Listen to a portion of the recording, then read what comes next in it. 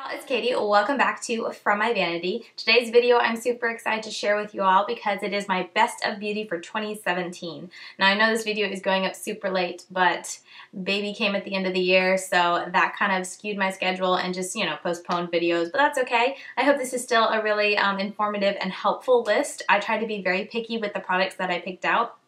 So not only are these products stand out from the year, but I've also found myself going back and reaching for them repeatedly, even after I've kind of reviewed them, got my thoughts on them, shared my thoughts, and then moved on to try new products. I'm still going back and using these products because I like them that much. So yeah, I think that's about all I need to say for this intro. Let's just dive right into the products that just stood out as being the best in beauty for 2017. All right, so I'm gonna be going in no particular order, but first up are the Stila Glitter and Glows. Now, when I first saw these launch, I kind of looked at them and I was like, no, thank you. For me, glitter is just a little too messy. Not only is it like messy to apply, but then because I have oily eyelids, I tend to get glitter fallout throughout the day. So just with all that, I tend to stay away from glitter. But I started hearing really good things about these and hearing about the consistency of them, that it was a little like wet pen, dip kind of applicator that you just patted on your lid. I got intrigued, so I bought this. I have three shades, Kitten Karma, Diamond Dust, which is gorgeous, and Smoky Storm, and I fell in love so hard. I love reaching for these. I do recommend, if you can, get these little sets. I think they had like a threesome set, and I highly recommend those over the full size just because this is so large, and I think it's $24 retail, so you spend a lot of money if you want a variety of colors, whereas this, I want to say for three of them was around $20, and I got three different shades, so it just made more sense for me. But either way, yeah, I highly recommend these. I've been just reaching for them a lot this past year, and I will continue to reach for them in this new year. All right, losing the light here, but hopefully that works. Okay, so next up is the, going along with the glitters, let's keep it on with these Urban Decay Heavy Metal Liners, and these are just absolutely stunning and gorgeous, and they make adding a little something to your eye look very easy and effortless, and it really does give a little different look. I've used it a lot this past year of just like putting liner in the inside part of my eyelid. They're easy to use. They dry down quickly. They don't transfer. I don't notice any fallout. Highly recommend, highly love these Urban Decay Heavy Metal Liners. I also had to shout out the Butter London Glazin eyeglasses, and I purchased three of these earlier this year, and then Butter London started sending me PR, and I've gotten a couple more since, but I reviewed them on my blog because I think I purchased them at the beginning of the year when they had a 21 Days of Beauty, I want to say in March, and they were one of the ones on sale, and I was like, no one ever talks about these. I want to try them out, and they are the most unique product, the most unique consistency for an eye product, and they're beautiful. They're gorgeous. If you're not into like the super glittery chunky, but you like the shine aspect, I highly recommend these, and I think you would really love these. You can use them with your fingers, you can use them with a brush. Once they dry and set, they don't move, which I love that about them. With these kind of products, I tend to kind of do all my matte, so like transition, outer corner, and put all the work in there, and then just take this and tap it on where I want it, and then maybe blend a little bit, but for the most part, I just leave it alone, let it dry, and it's absolutely stunning, so shiny, so reflective. But yeah, overall, highly recommend them. If you haven't tried them yet, definitely pick up a color and see if you like it, and see if you like the fun consistency. I definitely knew I had to shout out the Bare Minerals Bare Pro Performance Wear Liquid Foundation. Now this I got towards the end of the year, so I almost didn't want to include it, but when I thought about it and how often I've been reaching for this foundation, I had to include it. This has become like my everyday foundation that I really like to wear. I just think it's very comfortable to wear. I like the coverage it gives me. When I use this, I really don't have to go in and spot conceal. I can just put this on, do a little under eye for brightening and concealing, and then I'm good to go. I know this kind of got a lot of mixed reviews, but for me, it was a win, and yeah, had to share it with y'all. Now, I don't know if I discovered this in 2017, but I didn't include it in my Best of Beauty for 2016, so I'm thinking I did, but either way, I just wanted to include it here because I love this concealer. It is the Urban Decay Naked Skin Concealer, and if you guys can't tell, I need to repurchase one. I just really like this concealer because it's not too, I wouldn't call this like super full coverage, but it gives you really good coverage and while still being very light on the skin, blends out beautifully, and I have it in a lighter color, so it really does a good job at helping to brighten my under eyes along with concealing. And I mean, I don't really notice serious creasing with this, and just all around, I think this is a fantastic concealer. I had to include it. I was looking at my Best of Beauty 2016 and didn't see this, so I was like, oh my goodness, when did I discover this? So I don't know when I discovered this, but this year, as you can see, I've been going back to it repeatedly, so I had to definitely include it in this year's Best of Beauty. Okay, so you guys know I love my bronzers, and one standout bronzer that I discovered this year was the No. 7 Golden Sand Bronzer, and it's in the shade Golden Sand, I should say. And it is a very light bronzer, but I like this because I can go really heavy with it, especially on my more natural days where I'm not wearing a whole lot of makeup and I just want to put a little bit of color back into my skin. I just take this on a really big bronzing brush and just go along the perimeter of my face and then even act as a contour with it, and I don't have to worry about like getting too much product because it's such a fair color, but it's extremely buttery smooth, blends like a dream. I just can't say enough good things about this. I used it today just to bronze up the perimeter of my face, and I just kind of went harder with it in the contour to kind of not chisel it out, but just give me a little color there, and overall it's just fantastic. I love it.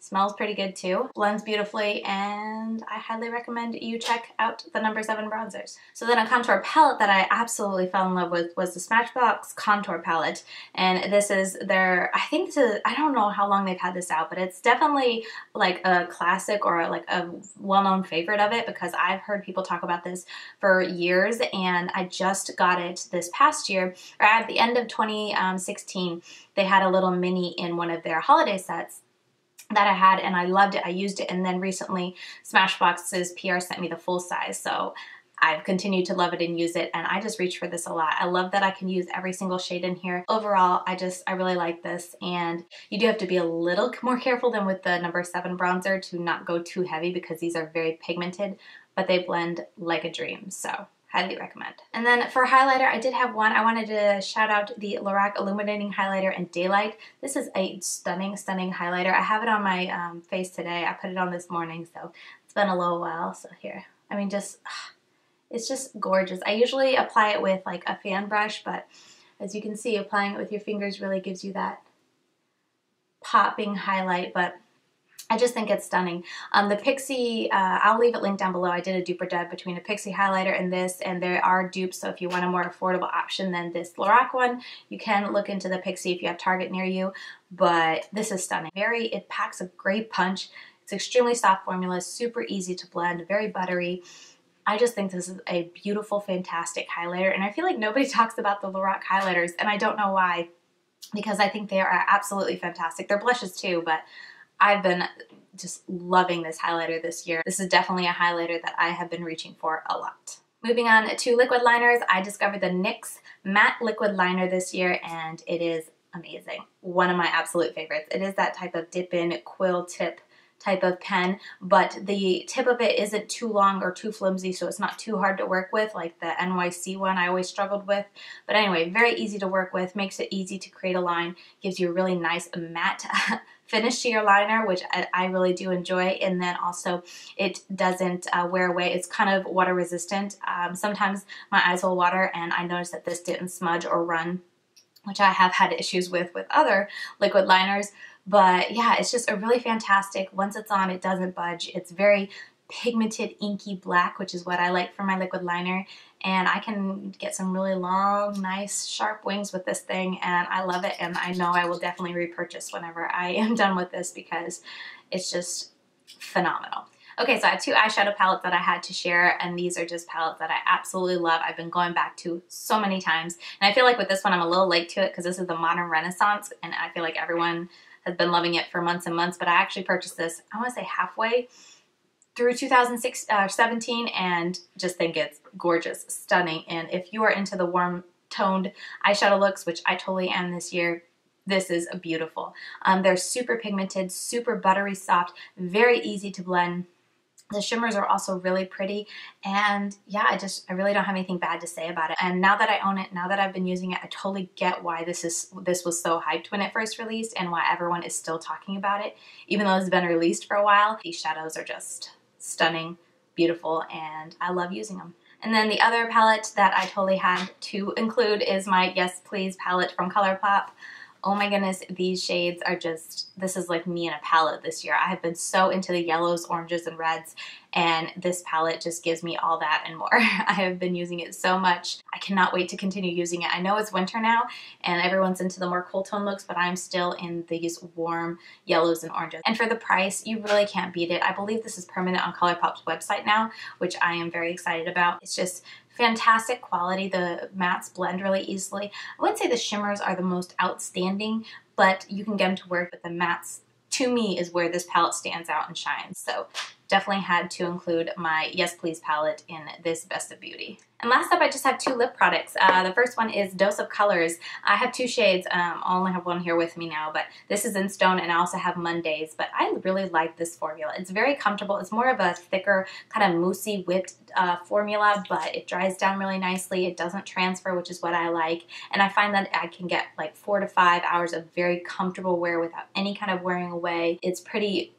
eating resistant, like I can eat lightly, drink lightly, and I don't have to worry about flaking off or patching off or anything like that. Very pigmented too, because it's that moussey texture. You only need to do kind of one swipe. You don't have to build it up anywhere. And yeah, I love the color Stone. I love the color Mondays, and I have definitely been eyeing the other shades because I want to get more of this formula. It's fantastic. And another lip product I really don't hear anyone talk about is the Lancome matte, what are these called?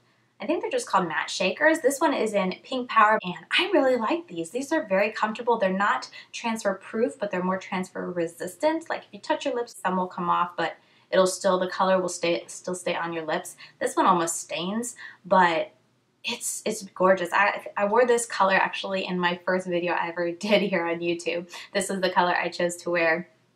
And I like that it goes on, it dries down, and then it just sticks to your lips. And it will still transfer, you know, onto stuff as you drink and whatnot, but you won't notice any kind of transfer or fading away on your actual lips. So yeah, I really like the formula. It's very unique to, you know, matte liquid lipsticks, but I find it really nice, comfortable. I like the kind of shake up aspect.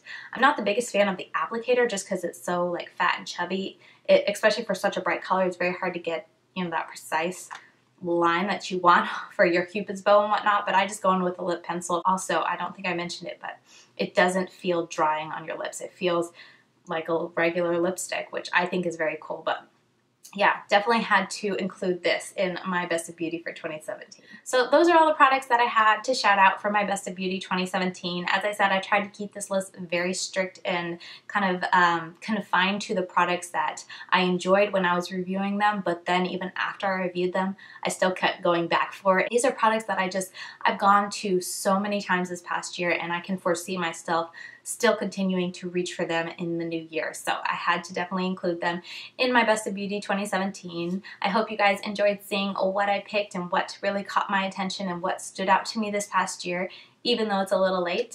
But if you did enjoy it, please give me a thumbs up down below and let me know if any of these products were also your favorites from this past year. I'd love to hear. And yeah, with all that said, I will see you very soon in my next video. Bye guys.